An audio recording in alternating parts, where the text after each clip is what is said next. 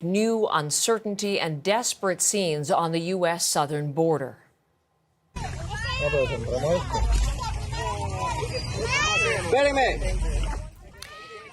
Those are would-be asylum seekers swimming the Rio Grande River yesterday from Mexico into Texas. U.S. officials say there have been tens of thousands of illegal border crossings this week, a surge driven by changes to rules for migrants that took force at midnight. Trump-era restrictions, known as Title 42, are over. Magda Gabrisalasa is in Washington on the story, so it is out. It has expired, Title 42, Magda, and the Biden administration's new rules are now in force. What are those? What do they mean for would-be asylum seekers?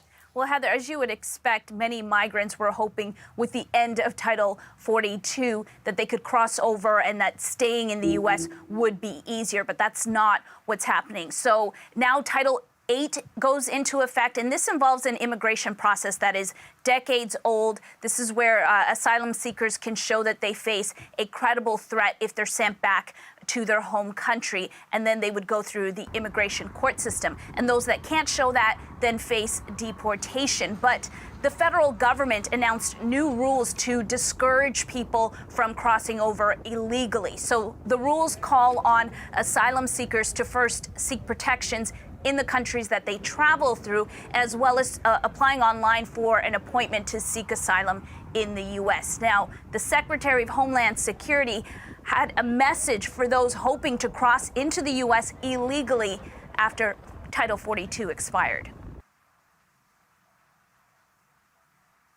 People who arrive at the border without using a lawful pathway will be presumed ineligible for asylum. We are ready to process and swiftly remove people without a legal basis to remain in the U.S. Do not believe the lies of smugglers. So that was a video he posted just as Title 42 expired. And he went on to say that those crossing illegally would face consequences like a minimum of a 5-year ban from entering the U.S. and possibly they could be charged criminally, Heather. Magda, I have another question for you, but I want to show some live pictures that we're just getting in from El Paso, Texas, one of the key crossing points.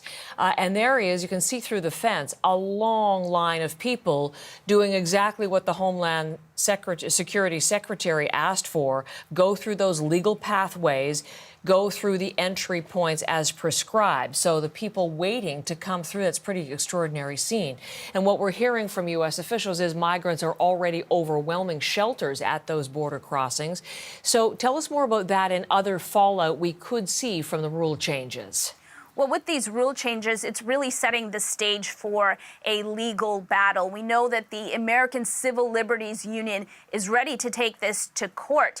In a tweet, it said, "We are suing to stop Biden's new asylum ban, which closes off access to safety for the majority of people seeking asylum in the United States." Meanwhile, officials believe there are tens of thousands of migrants still on the Mexico side trying to get across. And on the U.S. side of the border, communities like El Paso, which we just saw there, are expecting to have to take in more people, and they've been converting even unused schools into shelters to do that. Now, many of the people that have made it across have been speaking to reporters, describing the violence and the economic and political hardships they are running from. And they're, of course, hoping that the dangers they faced to get to the U.S., that it won't all be for nothing, Heather. Magda, thank you very much. Magda Gabrisalasa from Washington this morning.